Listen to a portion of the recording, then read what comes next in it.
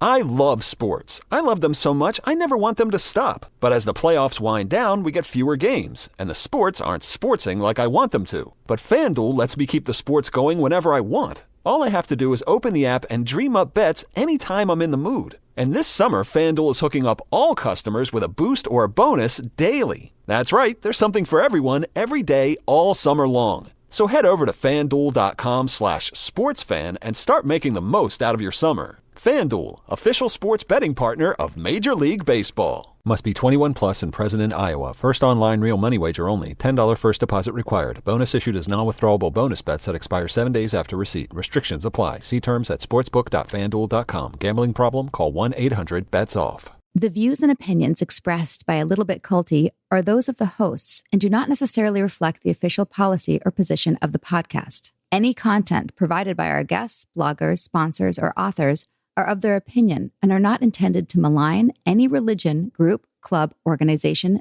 business individual, anyone, or anything.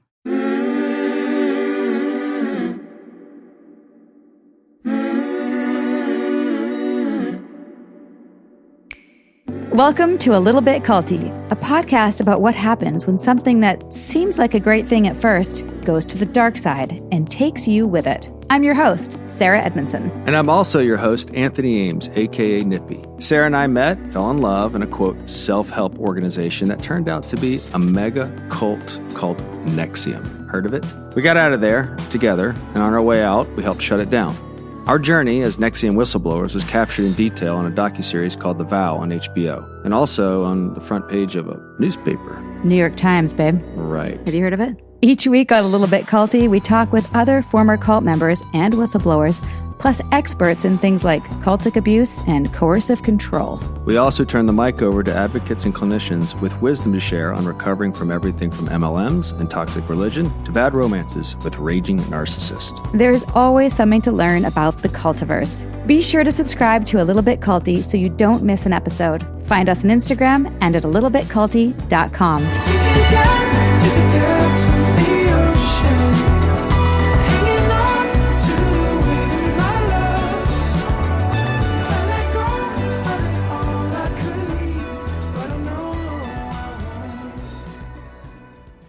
Aloha. Aloha means goodbye. I thought it meant hello, too.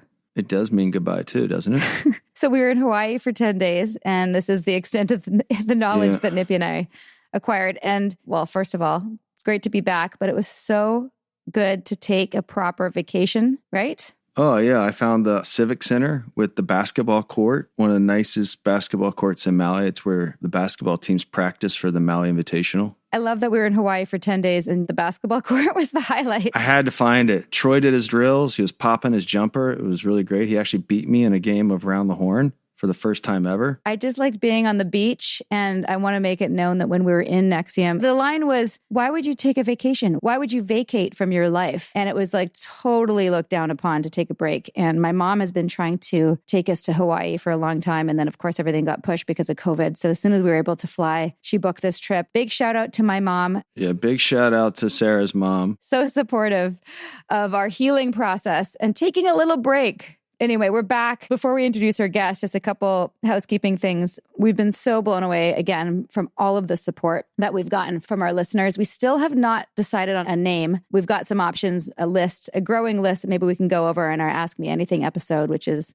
coming up soon. We've gotten a couple in our inbox. Yes. I really want to do a shout out particular to a woman named Hannah Orbach, who actually sent us $1,000. And I don't know if I can express in words what this means to us. Well, I can. It allows us to produce 2 more episodes. Yeah. It helps us so much. It blows us away and also Amazing. Allows us to hire more people to help us do more with this content. We're growing our social media team. We're on TikTok now. So follow us there. I'm also on TikTok, although I've posted nothing because I don't know 4 followers, what to say. Sarah. I've got 4 followers, but I haven't posted any TikTok. videos. What's different between TikTok and Instagram? I don't know yet. TikTok is used more. I'm so behind on all of this, but this is the kind of stuff that we can do with more funds and get more content and resources out there. So thank you. Thank you. And we're going to do an episode where we thank everyone individually. Even just the $5 a month is huge for us. It adds up.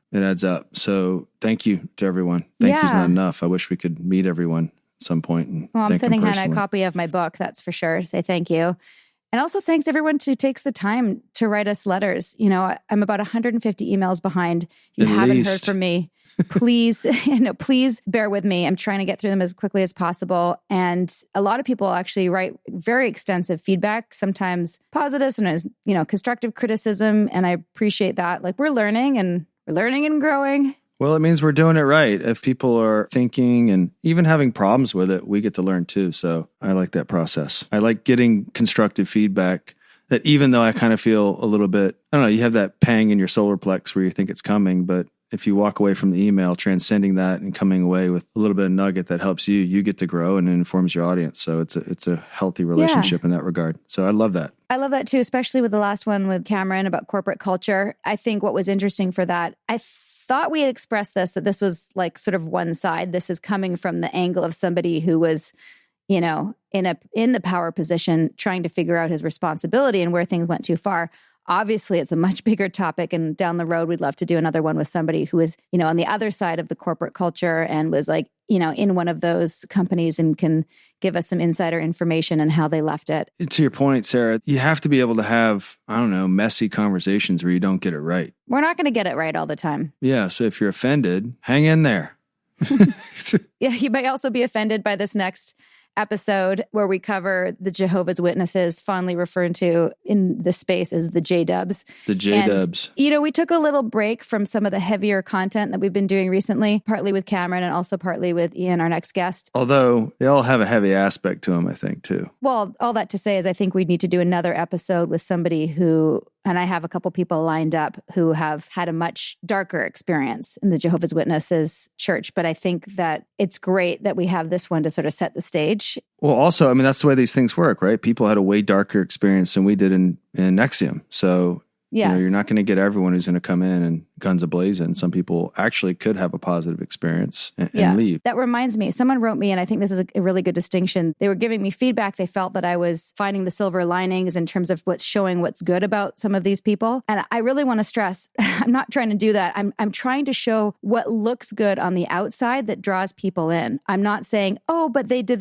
this good thing in the same way I might say I got good out of NXIVM. And for me, I did get some good out of NXIVM, but obviously a lot of bad things exist and that we talk about that. So I just want to make that clear moving forward. When we're showing what was good about it, we're not trying to make excuses for them or be apologists. We're trying to show what it looks like so you can see that kind of red flag when presented with such things. I think we've demonstrated that at this point. I hope so. Let's introduce Ian. Yeah. Ian James Corlett. His voice has been heard by millions of people as the voice of iconic cartoon characters, major TV networks, national brands. That's how we met in the voice world.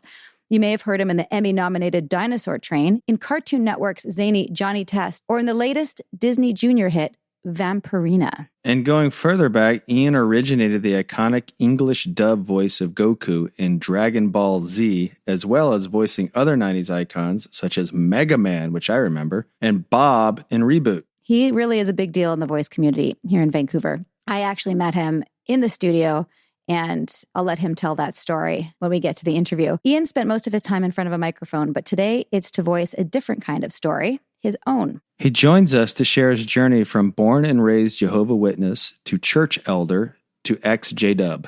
And just an FYI, he might get disfellowshipped just for being on this episode, which, if you don't know, is just a polite way of saying shunned. It sounds a little bit culty. Without further ado, Ian Corlett.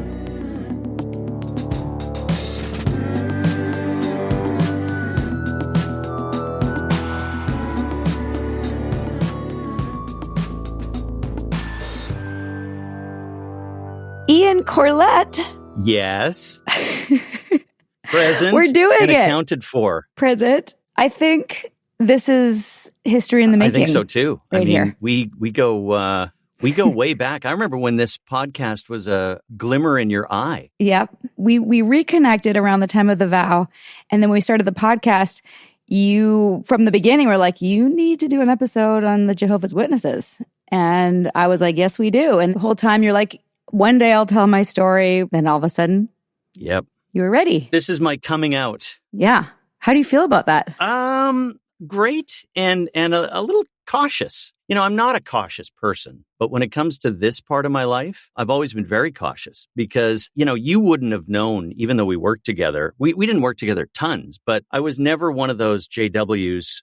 That's short for Jehovah's Witnesses. Yes. And we can use that from now on because it takes too long to say. J-dubs. The J-dubs. So I was never one of those J-dubs who wore it on my sleeve and proselytizing all the time, which is what is very much encouraged. But we'll get into this. Thank the plastic Jesus for my parents who really said, look, you've got to exist in this world. So don't be nuts. Right. So thank goodness. Great. I refer to them as small L liberal J-dubs. They were fully in, but they didn't sweat the small stuff the way a lot of J-dubs do. So you're not going to hear about my horrible childhood because it wasn't. They were great. And I really feel awful for people who did suffer under this system because that's by far the more normal classic JW story for kids. It's it was just a living hell, especially if you had parents who really wanted you under the thumb. Absolutely. We're definitely going to want to hear about your journey being a JW. Before we even get to that, we wanted to give our listeners who don't know much about Jehovah's Witnesses the Cliff Notes. But before that, can we tell our audience our connection and how we met? And let's see if our stories line up. Put it into context. I have a pretty strong recollection, but you go first, and then I'll tell you mine. We knew each other, as you do, especially in Vancouver. It's a pretty small community of voice actors, and that's almost entirely my career, other than writing. But I've never been an actor in terms of on-screen stuff. So the incident that I remember where this true connection came about between you and me was, I think we were working on a show called Geronimo Stilton, based on the books. You were all over that, right? I was Taya Stilton. I was Geronimo's sister. You were still really in it, and I was a guest or something. So I showed up, and as you do, you chat. And I had mentioned, this is around 08, 09, 10, somewhere in there. I don't know what it was. I was writing a book, and the book was entitled E is for Ethics. And this actually does connect to being a J-dub, because we were on the way out. We were ready to go. And I had two little kids at the time, and I wanted to write a book that engaged kids and families to talk about ethics, compassion, empathy, honesty, stuff like that. So I was talking about this book, and it did get published, and you heard about it. And I have it. You gave me a copy later. So clearly the ethics thing, NXIVM, that was my way in. That's a buzzword. Ooh! Big buzzword. That's a big NXIVM buzzword. You weren't getting out of there without a pitch. No. And I was very familiar with pitches. Right. What did I say? I don't even remember this. We were just talking. And I got to say, I'm sure you've got detractors and oh, Sarah, you were in this thing and I don't care if you apologize, whatever. Yeah. But what appealed to me is almost immediately you kind of downplayed the weirdness of NXIVM, which I thought, that's exactly what I did as a witness. It's it's not that weird. It's not really, you just get past that because here's all the good stuff. And, you concentrated on the good stuff, right? The executive program or whatever it was. But here's what got me. This was the hook. You dangled Mark Vicente's name, and I had just watched What the Bleep Do We Know? I was in sort of searcher mode, I guess, because we're almost out, or we were out at the time, done. And, when you come out of something like that, you're looking for, there's got to be something else that I can, join, even though those that know me, I am the least joiny person ever. I run from that. Let me go. Yeah, you must have been allergic. So anyway, that's what got me. You should meet my friend. He's the director of What the Bleep Do We Know? And I went, wow, I'm in, because I'm all about networking. So off I went to your location on Georgia. Yeah. Yes. We go, I think it was downstairs anyway. Yes, it was. Yep. Yep, in the basement. We're sitting there and I'm meeting this guy. I go, it's very engaging. Yeah, he's made this thing that I appreciate. This is really great. And then you guys started talking, and I knew it was coming, about the programs. And, And I think to encapsulate it, I hope I was polite. You were very polite. My response was sort of 2 or 3 things. 1, how much is it? I'm successful, but my career doesn't mean that much to me. Babies need new shoes. So, okay, there's the first non-starter. The second non-starter was I just came out of this thing that, is like all consuming, here's the rules, here's the stuff. And I went, I'm not in a big rush to get into something else. And the third big one was, speaking of allergic, I am allergic to anything run by a dude, like, period. And For sure. And I remember saying this to you. Right. I said, yeah, I looked some stuff up, and you call them Vanguard? And that was another one of those Sarah moments. Yeah. Yeah. I knew how to handle that one. Yeah. It's just a name for a leader of a philosophical movement. Jesus. Just ignore that red flag. I'm going to be a real tough sell. That was my position. Fair. So how do you remember it? Okay. I remember the second half. I don't remember pitching you at Geronimo Stilton, although I believe you that happened. I remember the book part. I thought it was our mutual friend whose name I'm not going to mention, who is also in voiceover, who brought you to that intro. No. That's what I had remembered. Well, it was me? You use Mark Vicente. Mark Vicente is indirectly, I think, responsible for a lot of the enrollments. His name is dropped in a lot of meetings. With his permission, I was nobody, and I was riding the What the Bleep coattails. For sure, because he had street cred. I would ask people, have you seen What the Bleep? And if their answer would determine my next step. And then I would go from there. So that was part of the whole package or whatever. But I thought it was our mutual friend who's also in voiceover that brought you. I didn't realize it was me. I found out about the mutual friend later and went, oh, okay. Interesting. I trust your memory on that. I remember sitting with you and just being like, I would love Ian to do this because I just felt like I connected with you, which clearly we did later, legitimately, as we are now. And then you were like, I like this, and I like you, and I like Mark, but I'm an ex-JW, which I didn't know anything about. I knew there were some weird things, I had a friend who grew up, and I knew couldn't have birthday parties, and I heard about the blood transfusion thing, that JWs can't accept blood. So I had those 2 data points, but I didn't have the whole... for me, it's just another offshoot of Christianity that's a little bit strict, that's all I really knew. And then it was extreme, And so when you said that, I was like, what I'd been told is that people project their own experiences when they see something and they think, oh, I see this, this, and this, therefore it is like XYZ that I've already experienced. I just thought you were wrong. Just I understand that that's what you're seeing and you're reacting to it, but that's a wrong projection. And this is not that. Yeah. Well, that was our own gaslighting of ourselves, right? Right. Yeah, it's a way of saying, I know that's what you think you're seeing. You were intuitively picking up on all the red flags that so many people miss, because you'd already been through it. Yeah, and it was all I knew, right? So now, fortunately, we were not like bubble JWs where, there was no outside world. My dad had a retail business and that was frowned upon too. What? You buy something at a certain price and you sell it for more? You should be a window cleaner where there is a wage and that's good, honest work. No one really said that out loud, but that was definitely a thing. And there's a difference between a believer and a true believer. I'm sure you guys are, well aware of that.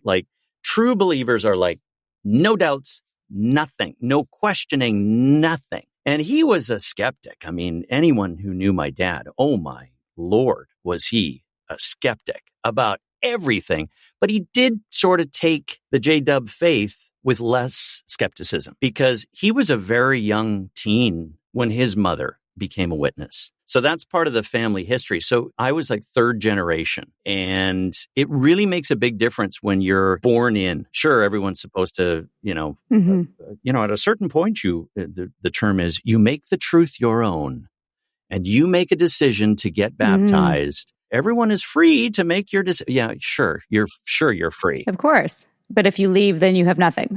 Exactly. Before we hear your whole story, will you tell our listeners the sort of cliff notes about what's the structure of the company? What's the structure of the organization? Like, fill in some of the gaps for those who don't know much. I'll try to make it quick. It was one of the movements that came out of the Pennsylvania, New York area in the late 1800s. Lots of stuff came out around that time. Seventh-day Adventists, the Mormons were a little bit maybe earlier than that. Everyone was questioning the major religious groups, and especially in that part of America. So that's where it came out of. The first guy who started the movement was Pastor Russell, Charles Taze Russell. That was about 1870. And they started out with a really good idea because they poured into the scriptures and said, what does it really say? Let's drop all what we think it means. Let's dive in and be Bible students. So that's very appealing. It was something that I don't regret either, because being a Bible student at that time, so in the 70s and earlier, was a major part of witness life. We're going to study these scriptures. So we knew the Bible way better than, an evangelical faith or run-of-the-mill Catholic or something. They just go, John 3:16, love, love, love. And, we were like, what does it really say? So that's where it started. And then he died, and there was this schism, and, then there was this corporate raider who became the president of the Watchtower. And his name was Judge Rutherford. I don't think he was a judge. I think it was a nickname. I'm not positive on that one. But anyway, he was, oh man, what a piece of work he was. He was the one that brought in, no, we're not going to celebrate Christmas, all sorts of stuff. And the concept with that is that's too worldly and can distract you from the true voice of God. No, it was really pragmatic. It was like he wasn't born on that day, so why would we celebrate it? It was a general culture of what's fun? Let's get rid of that. Birthdays went out around that time as well. So then there was this series of presidents who ran see, I just did it too, the company, who ran the religion. So after Rutherford, there was a guy named Nathan Knorr, and each one of these eras, like Nathan Knorr was in the 40s, 50s, 60s, and he started running it like it was IBM. And everyone had to start looking the same. And, here's the way you're supposed to dress. And congregations were more like franchises. This is all my projection on how the thing morphed from one thing to another. There was another president, Fred Franz. And then this concept of the governing body came into play. And that was in the 70s. Now, They had a governing body before. Which is like 7 or 8 dudes, right? One of the things that witnesses always say is the light keeps getting brighter, brothers. And Jehovah talks to us and, reveals these new truths, which begs a real great question. So was Jehovah wrong at that other new truth that he said? I thought he was infallible. Right. This is a dumb question, maybe. Is Jehovah synonymous with God? Sorry. Yeah. How did I forget that? Just double checking. And why is he called Jehovah in this faith? In the scriptures, any Bible. First of all, the Jews do not speak God's name, Yahweh. Say Hashem. Yeah, Hashem. Exactly. You're not supposed. You're Hashem. In trouble. You just said it. Yeah.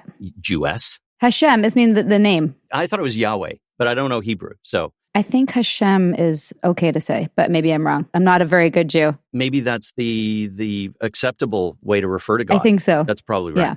So we, as part of this early movement of Bible study, it's like, hey, why do we keep calling? And the Lord God said to God. And then my God, he had a name, and there was, references for why the early witnesses said, no, we should be referring to him by his name. Would you just, Nippy, would we refer to you as, hey, man? Well, actually, we do. It's true. Hey, man. But it's like, no, you use someone's name when you want to talk to someone. So God's name is Jehovah. So that was another thing growing up. Anytime we'd be watching TV or Monty Python's Life of Brian, and anytime there was the name Jehovah that came up, we just, whoa, yeah, we know that, that's insider stuff, So Jehovah's Witnesses are witnesses to the Lord God, whose name is Jehovah. So that's the name. I should have started with that. That's okay. I'm all about the structure of it, because it really is, the structure is everything. So this governing body came into play, and from the early 70s, this became the new thing. Okay, we may still have a president, but the governing body of 7, 8 men. And how is that determined? Self-elected, right? And the Lord came unto me and said, "You are." And of course, there's politicking, of course.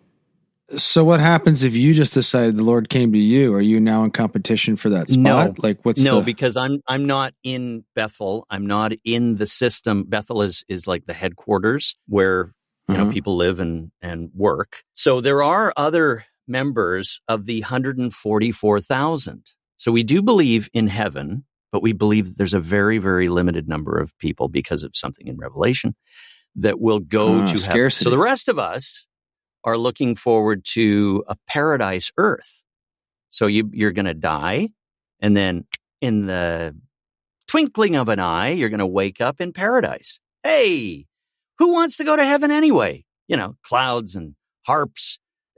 Earth is better. We know what this is. So that was what the teachings were. Not to make light of it, but that's what it was. But overall, like the thing that I got, and just from the brief prep with reading Amber Scora's book, Leaving the Witness, and Leah Remini and Mike Rinder's Aftermath show on Jehovah's Witness, we got a pretty good backstory of like the fundamental beliefs. But some of the recaps that like kind of stuck out to me was that like higher education isn't necessary because you don't need that in Utopia, that it's God's one true organization. If you are going to go to Utopia, since there are only 144,000 spots, you have to prove yourself. Like you're not, even if you're JW, you're not going to not guaranteed a spot. You have to be good and pure. Faith is demonstrated by your works. But the vast majority, I mean, there's millions of JWs. So the vast majority of them don't have that hope of being one of the 144,000 to go to heaven. But you still get paradise on earth. So it's one or the other, as long as you're a JW. Okay. Yeah, it's one or the other. All right. That doctrine has changed over the years as well. And this is going to get into, where I started to go. I think I'm out. When I first came out of NXIVM, one of the first interviews that I did was before The Vow. It was for A&E. It was called Cults and Extreme Beliefs. I remember having a conversation with one of the crew, and they'd also done an episode with some JW survivors. And I said, so what's the bad thing that's going on there? Like, what's culty about it? And he looked at me, he's like, dude, it's a safe haven for pedophiles. That's the whole thing about JW. It has a benign reputation. Right. That's what I wanted to ask Ian. Like, is that the main abuse? Like, obviously, there's lots of things that check off the cult list, and we'll talk about those things. But like, that seems to be the main problem that I see. Is that accurate? It is. But if I may, because that does like blend really, really easily into us leaving. Okay. I'm going to be an apologist a little bit for the J-dubs. And this is a question I have for you guys and for everyone listening. Because I mean, this cult thing is crazy in today's world. Like everything is a cult. Everything. So put yourself back in the 1930s and someone comes to your door, and everyone's got a religion, right? It's a different time. It's a different place. People are leaning on their fence posts. Say, hey, neighbor, all of that stuff. And you're a member of the Catholic Church or, the Church of England or, one of the big three. And someone comes along and goes, you know what? All of that is bullshit. And we have a belief system based on the same Bible that you read and study and believe in. And there's no hell. That was a huge doctrinal. Wait, there's no hell, carrot. but there is Satan? No hellfire. Okay. What's Satan do? What's he up to? He's the temptress. Satan's a bad guy, and he's in control of the world. So here's another little sidebar. As the Jehovah's Witnesses believe, so we're living in the last days. Satan's in control. He's really stirring things up. And then Jesus came to, stay with me, Jesus came into being on the earth in 1914, and he's kind of watching stuff. But he's here, but he's not really, he's not going to get his fingers involved and get dirty as Satan goes and does all this bad stuff. And, it's getting worse. It's getting worse. We're in the end of the end of the end of the end of the end. And then Armageddon's going to happen, which is the mighty battle. Then we will have paradise on earth for 1,000 years. And then Jehovah, God, is going to put Satan in jail for that period of time. And then he's going to let him out because he's a good guy. Parole. Right? As a great comedian once said, here's my problem with this whole story about, God and the devil. Wasn't he an ex-employee? Shouldn't you have been able to do something about that guy, Satan? No. We're just going to let him go. And he was a bad dude. Yeah, he used to be an angel, but now he's a bad guy. My hands are tied. What can I do? Well, apparently you're God. You can do whatever you want. So there's these are sort of general religious things that I have issue with that are Christian things. Like, wait a second, that doesn't add up. So back to my crazy story. So then after 1,000 years, then there's going to be another battle between God and Satan, and God will be victorious. And then it's going to be extra special after that. Where does the Armageddon fit into that? Well, that was the big battle that, like, where we're living now, Armageddon's going to come now. Like, it could be the Russians with the nukes, and that's a whole nother prophetic thing. There's always a boogeyman, right? Oh, yeah. The king of the north is what the Bible refers to Russia as. So we say. So anyway, so that, like, there's the house of cards, right? Mm-hmm. And me being of an actor and a screenwriter and a creator of fiction, I go, well, wait a second. If it's all written down that in the end of the end, there's going to be a battle and God's going to win, why don't we just cut to the chase? What are we doing all this for? Oh, well, that wouldn't be a great story. And that wouldn't keep people in. And that wouldn't, our religious world is over. And that goes for every Christian religion, no matter if they're high control or not.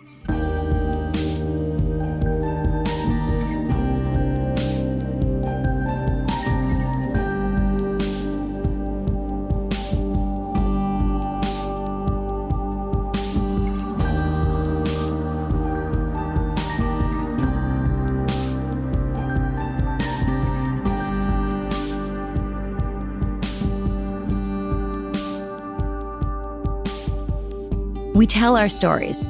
We change the world. A Little Bit Culty is proud to support the #IGotOut project, which empowers survivors of cultic abuse to share their stories online as a catalyst for education, prevention, and healing. Learn more about the #IGotOut movement and find resources at igotout.org.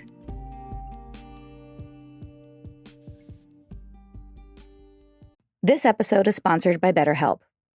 What are your self-care non-negotiables? Maybe you never skip leg day or never miss yoga. Maybe it's getting 8 hours of sleep. I mean, that's my personal and everyone's dream, isn't it? Well, I definitely have some non-negotiables. Like, I'm in Vancouver right now, and I'm spending literally as much time as I can outside in nature. #cold pools, #crushing it. Nature is a non-negotiable. Not enough time in the fresh air and the trees around me, and I start to feel not great, not myself, not grounded. Therapy day is a bit like my nature walks. I try to not miss it, and I know I'm just going to feel so much better all around if I make it a priority. I get so much out of it.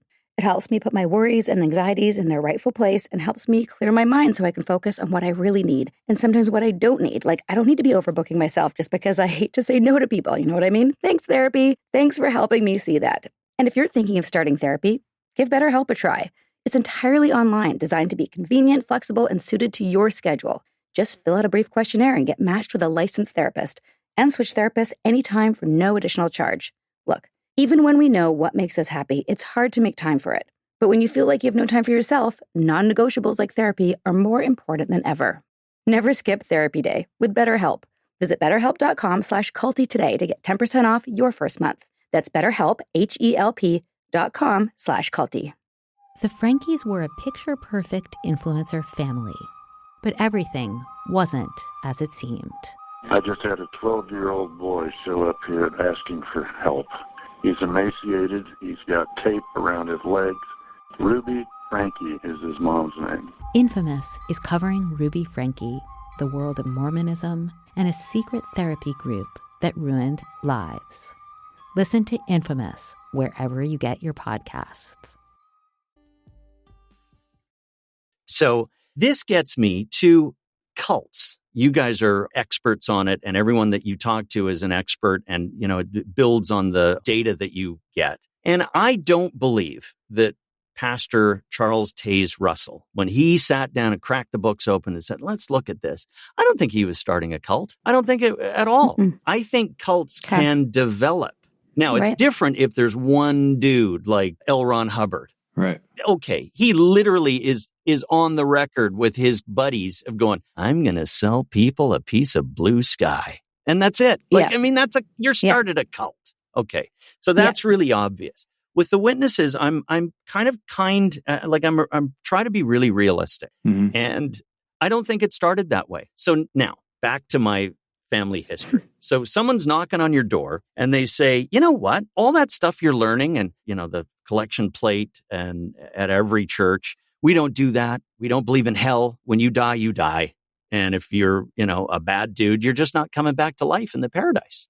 Oh, well, that's not so bad, but sure like to live in that paradise. So, okay, I'm in. If everyone around you has a religion of record, everyone, except for those, long-haired philosophers in the early days, you kind of go, well, I don't really love the religion I'm in. One of the key historical points of the early J-dubs is they were kicking the crap out of the Catholic Church. Like they called them out all the time. One of the greatest pamphlets in the late 1930s from this Judge Rutherford guy who was running the show was religion is a snare and a rack. So, I mean, that's appealing to Joe Blow, right? Mm-hmm. Like you go, yes, it is, because I know that priest and he's full of crap. Mm-hmm. And, so here's my grandfather's story. Two things.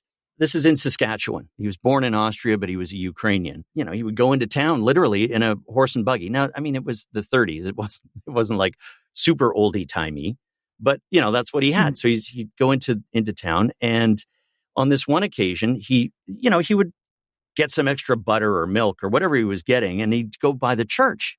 And it was on a Friday, as the story goes. And he goes, I'm going to drop off this extra milk or butter or whatever. Maybe it was a quart of bourbon. Who knows? But I'm going to give it to the priest. And he looks in the basement of the rectory, and he's, where the guy's got his apartment, and he's cooking up a pork chop. And it's supposed to be Fish Friday, right? Because they're Orthodox Catholic, like the Russian church, right? And it's supposed to be Fish Friday. And this guy's having a big hunk of meat. So, my grandfather, he was an interesting guy. He knocks on the door, he gives him this stuff, and he goes, hey, what?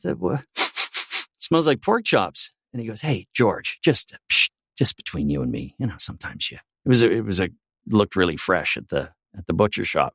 So I know it's supposed to be Fish Friday. He goes, in the back of his head, he's going, what a hypocrite. We're all supposed to be doing, towing the line. So there was that little thing that kind of made him go, well, that's not right. And then they had a baby that was stillborn. And the church pulled the old purgatory thing. Now, I don't know how much you guys know about Catholic or the belief in purgatory. Mm-hmm. But basically, well, we don't know if he's going to heaven or hell, but a donation might nudge him in the right direction.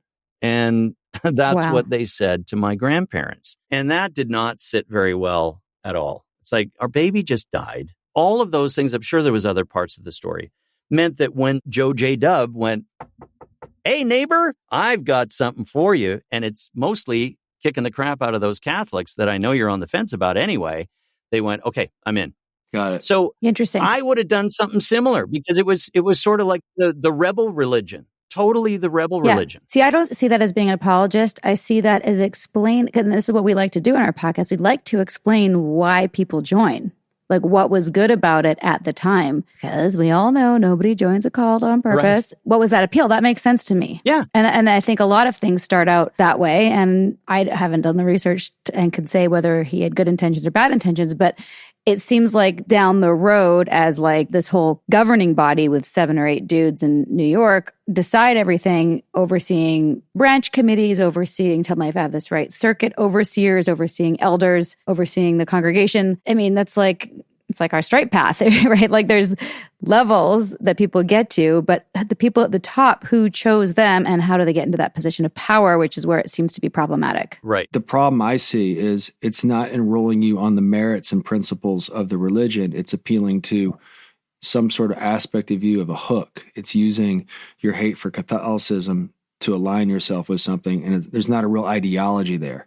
And it seems from what we saw in the A&E thing, where someone would die, they'd write a real letter because they write a letter to them and then say, how was this? They'd offer it as an alternative because they knew the person was vulnerable, as opposed to an honest exchange of this is what this stands for, you'd be a part of this. And if that's how they have to enroll you into an idea, it's not a good idea. Yeah, and it's interesting because even in my relatively brief lifespan, I've seen the religion change. And it's light years from when my grandfather said, yeah, That sounds like a good religion to be involved in, right? If I'm going to be in a Christian religion. And, to your point of ideology, a lot of the beliefs are the same, although one huge thing that differentiates witnesses from the rest of Christianity, most of the rest of Christianity, is they don't believe in the Trinity.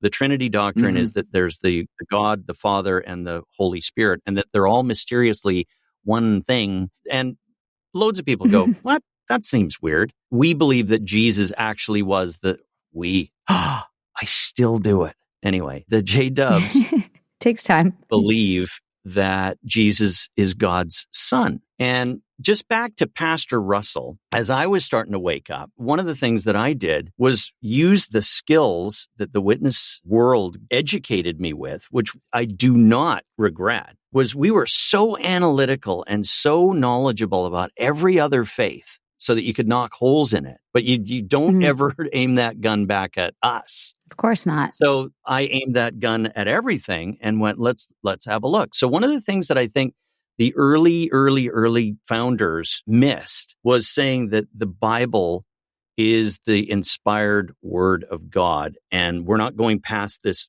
book as it sits on our desk right now. If they were true Bible students, like what happened in the Enlightenment in the 15th century, they studied and went, hang on, where did these books come from? Why do we have these gospels when there was all these other gospels? And like everything, and this gets back to my abhorrence of joining anything that's run by a bunch of dudes or one dude, even worse, there was meetings about it in Nicaea. They're like, okay, let's figure out what books are going to be in this official book that we're going to now call the Bible. Well, you got to go past that because that's politics. That's a bunch of guys sitting around in robes going, okay, let's not have the book of Judas. I'm not going to have that one.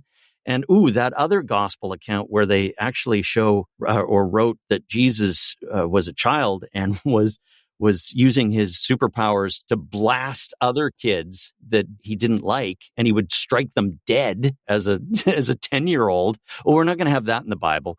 Probably a good idea. So it's actually a different Bible. Oh, well, no. This is the Bible that I'm referring to right now is the Bible that all Christians use. Now, the J-Dubs do have their own translation of the Bible. You can really get into the weeds about, their translation says things, I go to the source, which is, I'm not nitpicking over any translation. Like if I could read Greek and Hebrew, maybe we can have a discussion. Right. But we're not going to quarrel over, well, he refers to being God's son and God is capitalized.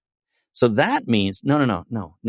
Talk about being in the weeds. We don't have to do that. It's crazy. It's crazy. So where I think the fatal flaw in these early 1870s religious groups is that they didn't go past that book that they had in their hand saying, this is the Bible, the King James Version or whatever version you want to use. They didn't go past that. How did we get this group of texts? Because once you do that, then the house of cards really falls apart. You go, did Jesus even really exist? There's a lot of argument about that. Not to mention, oh boy, you see, you got me all revved up. Not to mention that these quote unquote eyewitness gospel accounts were written decades after he was dead. I can't remember what I ordered for lunch, let alone the word for word, writings of something. See, now I'm into Bible talk. They were all based on the book of Mark. So one guy wrote something, who knows if it was even Mark, and then all the other gospel accounts went, hey, that's good. I'm just going to continue. So anyway, so there's my crash course in Bible history. Right. And we've all played the telephone game. Yeah. To bring us back to your journey in this, based on what I saw in Leah and Mike's episode about it, I was like, well, that takes off all the boxes, but I can understand how it didn't start that way. And I think actually that's the case for a lot of groups.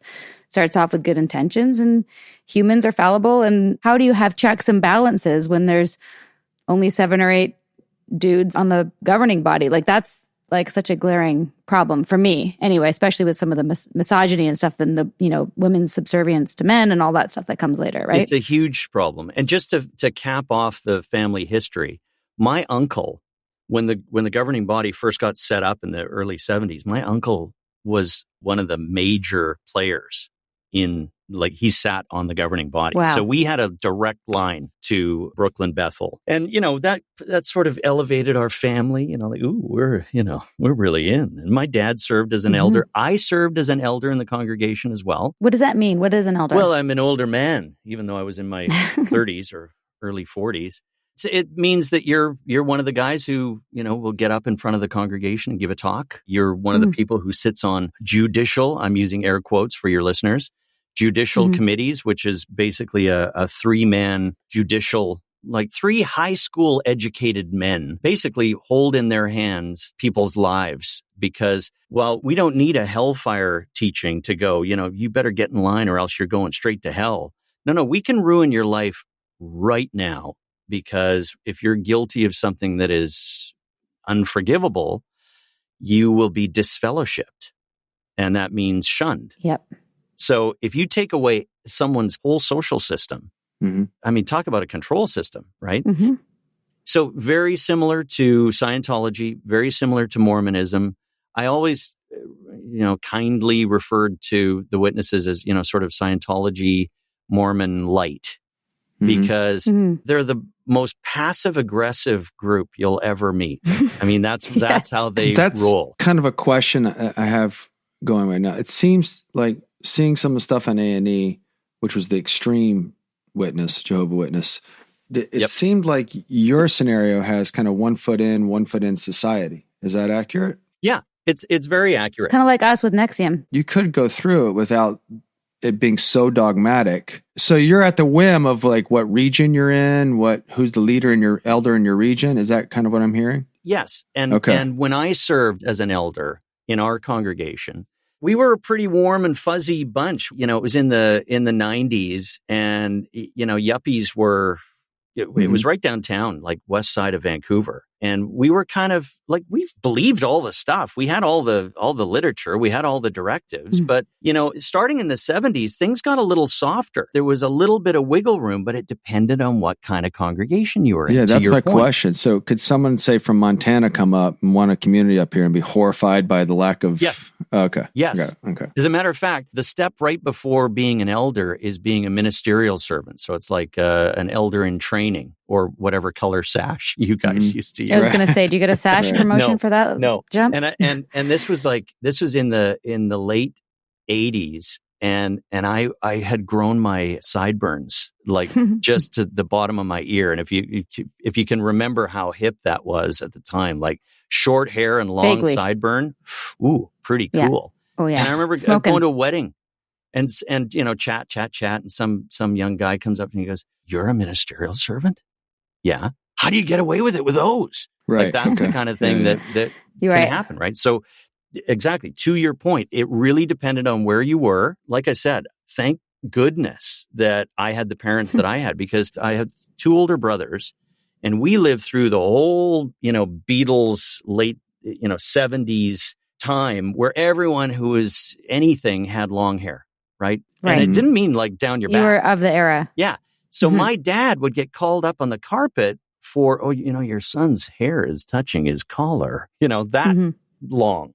I'm not talking about like, Kurt Cobain down your back. Right. Let me ask you, in terms of your level of committedness, had you had to get a blood transfusion, would you have accepted it or not? Well, that's a good question, because when the doctrine first came in, which I think went back to the 40s, it was no blood.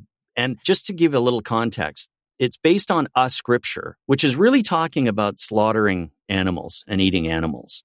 So that's what we base this transfusion thing on. You go, well, if it's going inside you, just like intravenous feeding when you're in the hospital, you're eating it. You kind of go, really? I was very disturbed to see all the headlines in the A&E thing about how many people, and especially kids refused blood transfusion. And then they were like idolized in the newspaper, like the local press, about being these martyrs. I was like horrified. Exactly. It was horrifying. And frankly, I always thought, you know what, I'll take the heat, especially when it came to kids. In Canada, as we started having our kids, I took the position, look, social services or whatever the, government entity was, they'll literally go, thanks, crazy religious people, we're taking it from here. And they would give your kid whatever it needed. And if that included a blood transfusion, that included a blood transfusion. Good. So I always went, you know what, that's going to be my out, because that one I'm not buying. And there's a reason why I'm not buying it, because in the early days, it was just like no blood transfusions. And then in the 70s, 80s, like then they would write these incredibly complicated articles about blood fractions and platelets and white cells. And they gave you all these loopholes. Of course. Like, don't take whole blood, but if you're paying attention and you went all the way to grade 12 in your education, you might catch that there's a kind of an out here. You can take that. Just don't take whole blood. And that the whole, community, a whole system of older men were created to go to hospitals, to explain this sort of thing. Here's what we can take. Here's what we can't take. And again, Joe Blow, JW, street level, those poor people would just go, no blood, no blood. That's what it says. No blood. And for anyone who was kind of paying attention, you go, okay, there's a bit of an out here. And I didn't buy it. So I went, I sure hope I never have to worry about it, because I think I'll have to take the punishment on that one if I just go, I was out of it. They had me so full of morphine, I said yes. Yeah. Was that one of your red flags that woke you up? Cumulative, yes. That was one of them. I never bought in. Hey, culty listeners, lovers of cult-busting content, ALBCers, culty kids. We've gotten a lot of requests to put up a link where people can throw some funds up behind the podcast and help support what A Little Bit Culty is doing. And you know what? That's a great idea. Thank you for that. And as we've gotten to know other podcasters and learn more about this whole podcast thing, we've been learning that it takes a whole lot of different resources and different sources of revenue and listener support to keep it rolling. Sponsorships and ads and the occasional appeal to amazeballs listeners like you. That's why we added a way for anyone who wants to support the show to do exactly that. You can go to alittlebitculty.com/support, or the link in our Instagram bio, or smash that link in our show notes to make a one-time contribution or a recurring one. We will pay your support forward with a galactic level of love and light and healing resources, of course. Again, it's alittlebitculty.com/support, or check out the link in our Instagram bios. Next up, we really got to figure out what to call you, our listenership. ALBC Nation? Flying monkeys? We're going to have to workshop that. Thanks, guys. Meals bring people together, but for many families, providing their next meal can be a challenge. You can help by participating in Macy's annual Feeding the Hungry food drive. All proceeds go toward local food banks and families. Now through January 31st, you can purchase an icon in-store or online, or watch out for the blue Feeding the Hungry shelf tags, where a portion of your purchase will be donated to local pantries. Together, we can combat hunger in our local communities at Macy's. This episode is sponsored by BetterHelp. What are your self-care non-negotiables? Maybe you never skip leg day or never miss yoga. Maybe it's getting 8 hours of sleep. I mean, that's my personal and everyone's dream, isn't it? Well, I definitely have some non-negotiables. Like, I'm in Vancouver right now, and I'm spending literally as much time as I can outside in nature. Hashtag cold pools, hashtag crushing it. Nature is a non-negotiable. Not enough time in the fresh air and the trees around me, and I start to feel not great, not myself, not grounded. Therapy day is a bit like my nature walks. I try to not miss it, and I know I'm just going to feel so much better all around if I make it a priority. I get so much out of it. It helps me put my worries and anxieties in their rightful place and helps me clear my mind so I can focus on what I really need and sometimes what I don't need. Like, I don't need to be overbooking myself just because I hate to say no to people. You know what I mean? Thanks, therapy. Thanks for helping me see that. And if you're thinking of starting therapy, give BetterHelp a try. It's entirely online, designed to be convenient, flexible, and suited to your schedule. Just fill out a brief questionnaire and get matched with a licensed therapist and switch therapists anytime for no additional charge. Look, even when we know what makes us happy, it's hard to make time for it. But when you feel like you have no time for yourself, non-negotiables like therapy are more important than ever. Never skip therapy day with BetterHelp. Visit betterhelp.com/culty today to get 10% off your first month. That's BetterHelp, HELP.com/culty. If you want to go to what woke me up, Yes. let's go back to 1980. Great. I was 3 years old. Here's something that, everyone who is a Jehovah's Witness this might give you a clue as to, my mindset. You're supposed to remember when you get baptized, because that's the day that you become a Jehovah's Witness. You're a kid, but when you get baptized, you made the decision and you're on the hook. But you're a fully fledged J-Dub. I don't remember the date. It's supposed to be like your birthday, right? I don't know. I think it was 80, 81. So somewhere in there.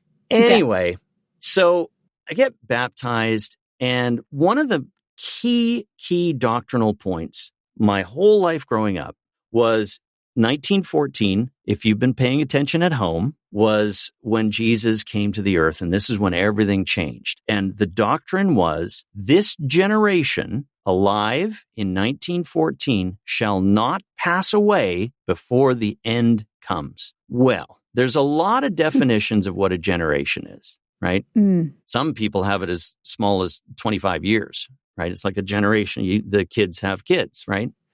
And then others, no, it's more like 60 or 70. It's like this. Anyway, there's a lot of wiggle room in there. But even without the wiggle room, I kind of did the math in the early 80s, and I went, okay, like in 83 or 84, that means 1914, those people are 70. Well, hardly anyone lives to 100. So if we're getting to the 90s, I thought, and if they change the goalposts, if there's some doctrinal, we've been thinking, and maybe it's not exactly that those people, and by the way, that's someone who's born in 1914.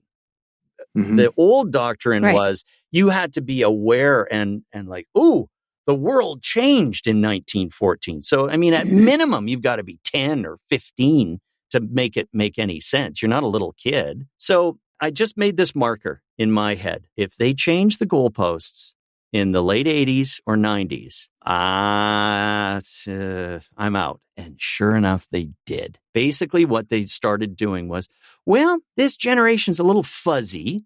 So we might have had that wrong again. I thought the light came from your God, Jehovah. And why would he give you wrong information the first time? Well, it became brighter. It's like a dimmer switch. So, maybe we got it wrong. Okay, fine. So then they changed it to those who were, it's like a rally race. So you could have a handoff. And so if you knew someone who was one of the 144,000, my God. and you're one of the 144,000, you can kind of go, oh, well, you saw it, so I'm in. And then it got really fuzzy. This seems to be a through line, Ian, with our guests, is that people start to do the math on something in their group, and they're like, wait a second. And the goalpost keeps changing, as happened many times with us in NXIVM, as you probably have heard or read. They keep changing what the criteria were for certain things. That was the beginning, the drip, drip, drip. I don't know. Right. I don't know. Now, by this time, I'm married. And in 97, we have our first child. And I started to have a real, okay, that's child number 1. 2 years later, child number 2 comes around. And I went, okay, now I got 2. There's a 50% chance one of these is going to want to do something in the world that I work in for a living. And I did not want to subject any of my kids to what I had to go through. Now, this is not I'm not a victim of child sexual abuse, or I don't have any of those sorts of horror stories.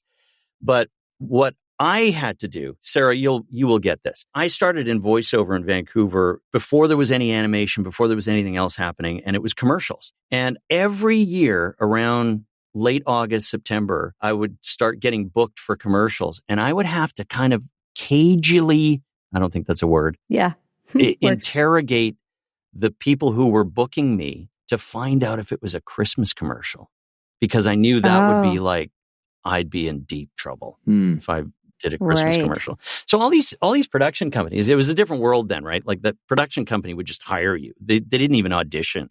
You just get the gig because, there was a smaller talent pool, and, if people knew you could do it, you were one of them. One of them. You were one of the main. So you're the lifeguard. And I'm sure these guys would go, what does that matter? But, and I was always really careful about how I was wording it. Like, so what is it? And one I got called up on the carpet for was a keg, a restaurant chain, a keg commercial. I booked it. I did all my due diligence. I knew this is going to be fine. And it was a happy birthday to the keg. It's it's a restaurant. First of all, restaurants don't have birthdays, so who cares? And you got in trouble? Oh, yeah. Oh, yeah. Wow. Yeah, because people knew what I did for a living. And I was recognizable because I wasn't doing characters, right? That it just sounded like me doing a commercial. Right. And they said, it's come to our attention that there's a Oh, no. commercial. And I went, really? And then you try to apply logic to these people. Mhm. Every year there was a convention where there was Bible dramas, right? And people would enact a Bible, story at our big conventions. And of course, in those, you can have a bad guy, big bad, King Saul or whoever the bad dudes were, or the Philistines, and all that stuff. Oh, yeah, you can play that part because it's a part in a Bible drama and we've sanctioned it. But you can't act as if you're celebrating Christmas or a bad guy. No, because the world is paying attention to you and your voice. No, they're not. I've never been recognized ever, except in that little SS community, where we're gonna catch you. So anyway, I don't know why. How did I get on that? I told you. I warned you. Kids, the commercial, was that the final out? No. So I had these kids, and I went. That was just an example of what I had to go through. Yeah. Not to mention that this JW world sort of encourages by default leading a double life because. Right. If you don't want to get literally tortured at school, you kind of have to find a balance there. So you're not, that kid who's trying to convert everyone to your religion. Mm-hmm. So it encourages this weird mindset. Us versus them. Yeah. It's us ways, versus them. But, you need to live in the world, right? People still need jobs. And it's weird. It's like you're in this secret, right? So I just didn't want to inflict that on my kids. I wanted them to be educated. I wanted them to be free to understand and not go, oh, what are they going to think at the Kingdom Hall if I do this? Like, I didn't want that. So that was when the second kid came around, that was what started the problem. So here's the real wake up. So I'm an elder in our congregation, and we've got a guy that moves from another congregation. And what happens is you get a letter. Oh, there's a new person coming in your hall. So the old congregation says, here's his records, because you're supposed to keep track of how much time you spend out in the proselytizing work. And here's some stuff about him. Well, turns out that this guy, he's an older man, and he comes in with his wife. And he's the father of his daughter's baby. Then you read a little bit more, and the guy's got a problem with kitties. Right? Now, he's not always there. His long-suffering little humble wife, who I'm just going to call a spade, dumb as a brick, but also an enabler, which really pisses me off because, you can't live with a guy and go, I had no idea. No. People that do this within families drive me nuts. Like, oh, no, that never happened. The family secret stuff, and we're going to rally around dad. No. So anyway, they're in our congregation, and I'm going, well, we got to do something about this. Well, the book says, our handbook says, until something happens in our congregation, we don't, we're not supposed to. And so this is back to your point about safe haven for pedophiles. It is erroneous, and I want to make this really clear, to think that a congregation is going to go, hey, if you're a pedo, you're protected here. We're going to look after you. But by the way it's designed, the main concern of Jehovah's Witnesses is to not besmirch the bigger organization. Mm-hmm. Right. It's just bad for them if that's so known. Unlike, right. And this is another thing that we used to, bang on about, the Catholics, they're full of pedophiles. The priests are pedophiles, the priests. So in this sense, it's not the elders who are pedophiles. It's not like the organizing, like the structure, but the structure by virtue of what's called the 2-man rule. And I'll elaborate on that. Thing. Yeah, we saw that. Means that those pedophiles are protected. They're shielded. Mm-hmm. So what happens is, unless you have 2 witnesses to an event or a crime, we can't really prosecute in our wisdom of high school educated elders. In what situation is there like child abuse where 2 other people are watching? It's never right? going to happen. Like it's just it's obscene. It's never going to happen. So that's how they're protected. So this guy's in our congregation, and well, we don't really, shouldn't probably. And I went, you know what? I don't care, guys. We would then separate out into book study groups, which take place in individual homes. And you'd have, 10, 15 people. There was so many meetings, you guys. Mm-hmm. We would have one on Tuesday. We would have two on Thursday for 2 hours. We'd have, going out in the proselytizing work. And then you'd have Sunday meetings. It was like meetings, Do you think meetings, that was meetings. part of the strategy? Keep you so busy you're not thinking about how crazy it all is? As it turns out, yes. Well, the problem I'm hearing is there's an incentive to protect the image of the church as opposed to evolving and becoming the principles that you're boasting. Absolutely. And there's no incentive to do that. In fact, it's de-incentivized to hold the church accountable to the principles that they're pretending to uphold. Well, there was just a court ruling in Illinois where 2 elders have been found guilty of shielding a pedophile, like not reporting it to the police. And now in our congregation, we didn't have an instance of this guy did something here. Mm-hmm. So in that sense, no, we don't have anything to act on. So my conscience is clear on that one. You also did something about it. You acted. I did something about it. So I went to the people who had these where he was attending a book study. And if they had kids, I said, just do not leave them alone with this guy, period. Like, just don't do it. I'm not going to get into the details, but you can fill in the blanks, right? Yes, got it. So, and tell your friends. That was my role. I didn't care what the official way of dealing with it was. Now, fast forward, this guy shows up. Oh, Jesus, makes my blood boil. He rarely came to the meetings, but his wife would hobble in and hobble out, and he'd come and pick her up. So the way our Kingdom Hall was situated, it was in Fairview Slopes, for those of you in Vancouver. And he comes driving up to pick her up, and he stops in front in a white van. I kid you not. It's just the stereotype. Yeah. And the proverbial white van. Yep. Not only is that white, he's got a fluffy white puppy. Oh, fuck. Exactly. And I saw him coming, and all the kids are playing outside, and he pulls up, and he's like, "Oh, I'm going to pick up my wife, and I got this little puppy." And I was in the middle of a conversation. I said, "Excuse me," and I literally leapt over the fence and got right into his window. I said, "You go park up the street. If I ever see you here with a puppy, you're going to have me to deal with. I don't care what anything else is what is supposed to happen. There's going to be trouble." "What do you mean? What do you mean?" I said, "You know exactly what I mean. Now get out of here." And that was a big deal. So this is the beginning of me going, hold on. This system there's something up here. Now, fast forward. This is the end of the story. It's a year or so. Now, my kids are little. It's probably, again, me and dates. It was probably 08. Let's just call it 08. So my son is 9, daughter is 7, somewhere in there. And these people have now moved away, this couple. He's gone. He's out of our hair. But now our elder body knew all about him. We had the notes, we had the letters, we had all this. So they come back for a visit. And on a Sunday, it consists of 2 things. One is a public talk. Blah, blah, blah, blah, blah, blah. The time is coming. The time of the end is going to be here. Get in line and be good Christians. Okay, so there's the public talk. And then there was something called a Watchtower study. And it was a magazine, the Watchtower that you see on the carts and stuff.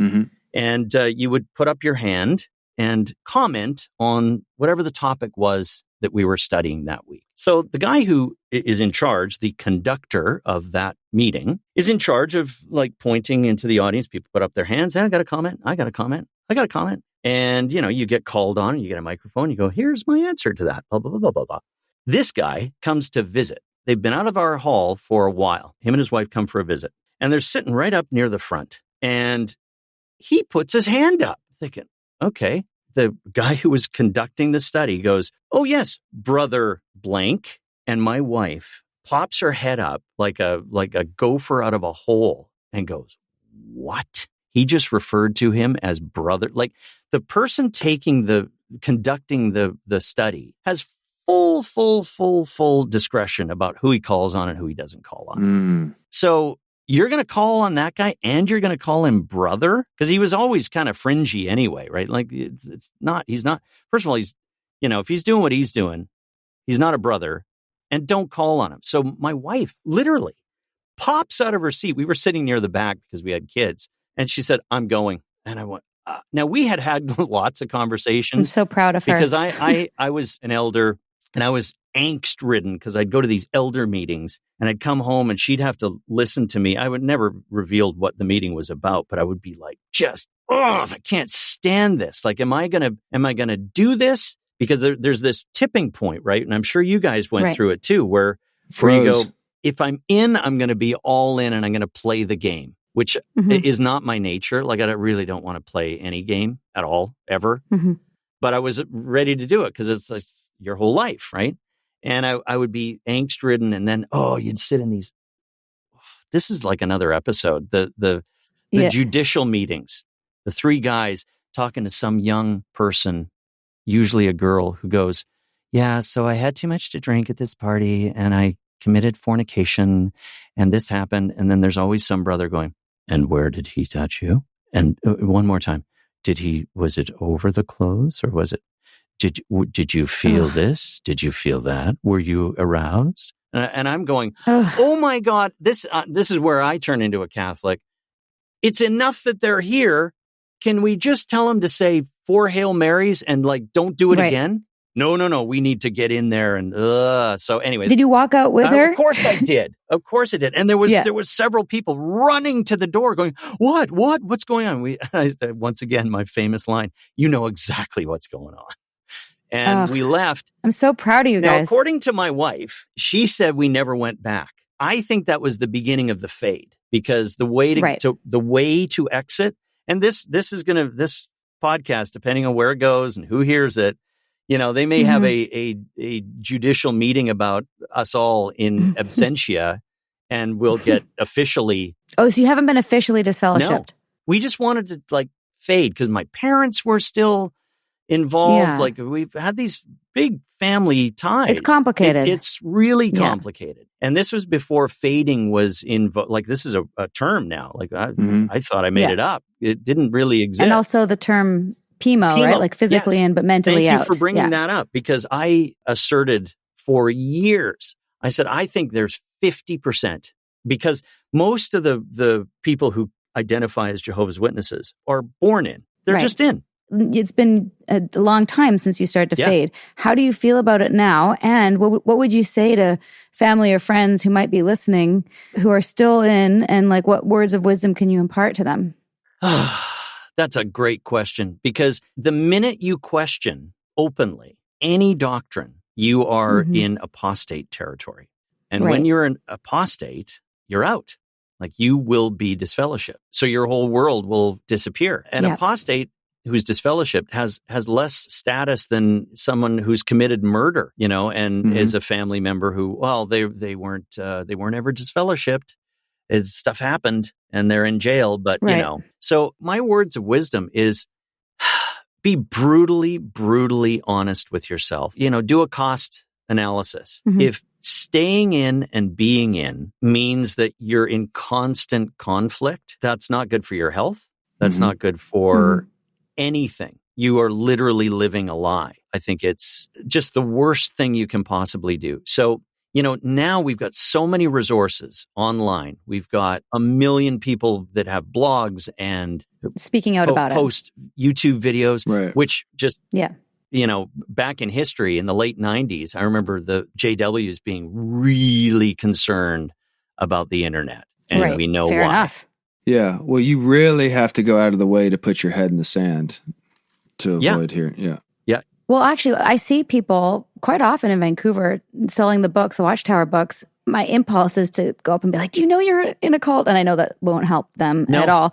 Any suggestion of what to say or what to ask that could possibly plant a seed of their awakening? Basically, the question is, if someone told you or provided evidence that what you believed was completely false. Now, let's take it into another aspect of your life, maybe a job, and you find out that the company that you're working for is actually a giant ring for criminal activity.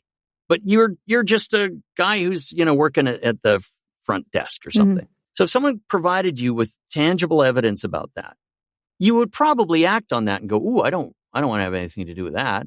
We've been lying to people forever. So if you're provided with tangible evidence, why would you continue to believe what you're supposed to believe? And I'll tell you, that family tie thing is the kicker.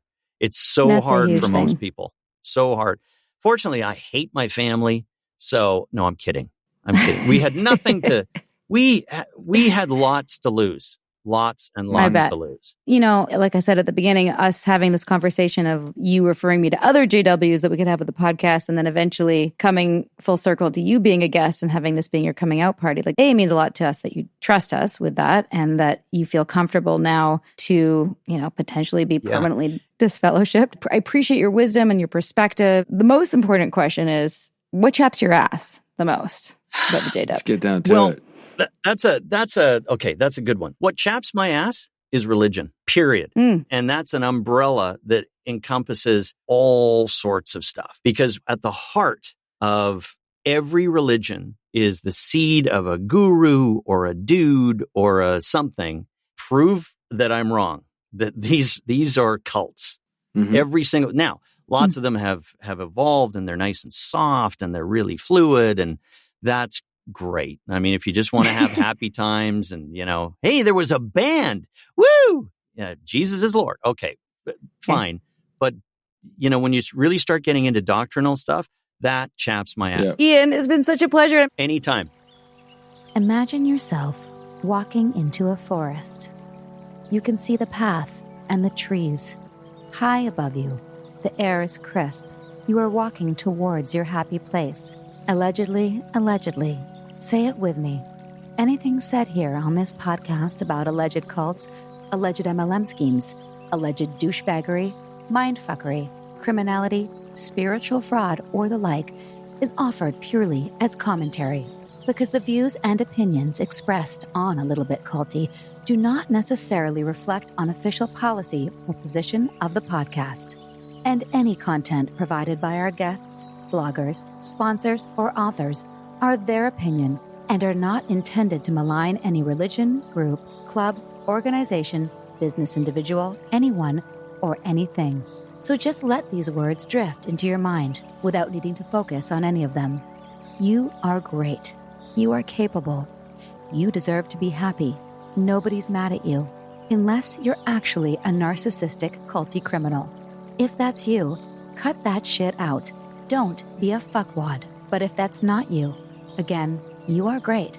You are capable. You deserve to be happy. A Little Bit Culty loves you. The highlight of our Hawaii trip is there was one day we couldn't find parking for the only beach that was easy for the kids and my mom to access. It's called Baby Beach in Maui. It's fantastic. Thanks for the recommendation, Tasha and Derek. Anyway, the parking was crazy, and there was like this huge parking lot in front of the Jehovah's Witness Church. Parking lot, might I add. And listen, I was determined to get the kids to the beach. It was one of those days, and we rolled in, and there was a lovely man, and I tried to remember this interview with Ian, and I said, "Hello, brother." Oh my God. We're from the Vancouver chapter. Is there any way we could park here? And he was like, "Oh, you're from Vancouver. Do you know so-and-so?" And I was like, "I don't, but I know Ian Corlett." Do you know him? You called yourself Sister Sarah, too. Sister Sarah. Oh my God, I'm totally going to hell. Wait, they don't believe in hell. Anyway, for any JWs out there, I'm really sorry that I used your parking and pretended to be one to get free parking for the beach. I felt like it had to be done, and it was a good story for the podcast, and forgive me for this sin. Well, the best part is after he told us to go in the far end of the parking lot, which is closer to the beach, he starts walking back towards us. And I'm like, oh, shit. Yeah, we've been found out. Here he comes. I'm like, "Sarah, you're going to have to step up." And he comes up to me, and I just point to Sarah. Yeah. And he goes, 1914 is the code to the lock over there in case the door is locked or the gate's locked and you guys need to get out. And he was really nice. And he was brother, what was his name? I don't remember his name. And I said, "Thank you so much." And I said, "Happy Easter." And then I realized I don't celebrate Easter. And then I was like, "Just kidding."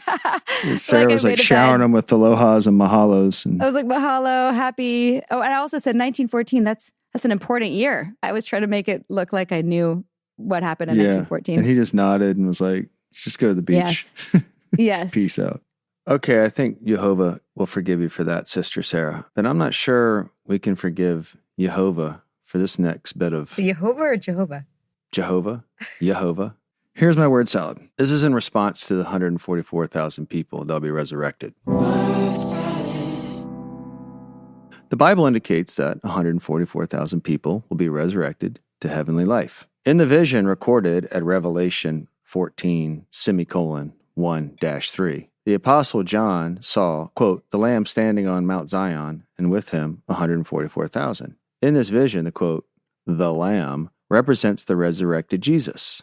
John 1:29, Peter 1:19. Mount Zion represents the exalted position of Jesus and the 144,000 who rule with him in the heavens. Psalm 2:6, Hebrews 12:22. Those, quote, who are called and chosen to rule with Christ in the kingdom are referred to as, quote, little flock, Revelation 17:4, Luke 12:32. This shows that they would be relatively few in comparison with the complete number of Jesus' sheep, John 10:16. Obviously, that's the interpretation. Thank you, Jehovah, for that confusing interpretation of the scripture. And we'll end on that note. Thank you, everyone, for listening in on the J-Dub. Until next time. And congratulations, Ian, for just being on The Family Guy. Thanks, everyone, for listening. Sinking down to the depths of the ocean, I'm hanging on to the weight of my love.